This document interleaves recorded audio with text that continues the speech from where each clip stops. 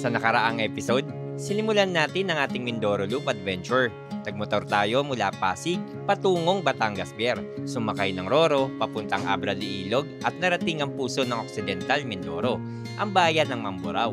Mula roon, tinahak natin ang kahabaan patungo sa bayan ng Santa Cruz.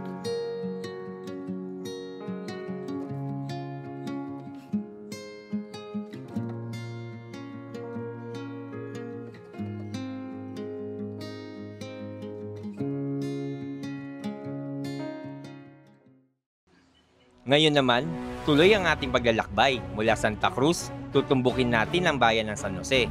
Pero bago tayo makarating doon, madadaanan natin ang bayan ng Sablayan na kinilala ngayong taon bilang isa sa mga top exporters ng tuna sa bansa. At matutunghayan din natin ang isang misteryong bundok na tinatawag ng mga lokal na Devil's Mountain. Ano kaya ang naghihintay sa atin doon? Kaya samahan niyo ako muli sa panibagong mundo ng ating Mindoro Loop. Mga tanawin, kwento at karanasan, hindi malilimutan. So ano pa hinihintay nyo? Let's go!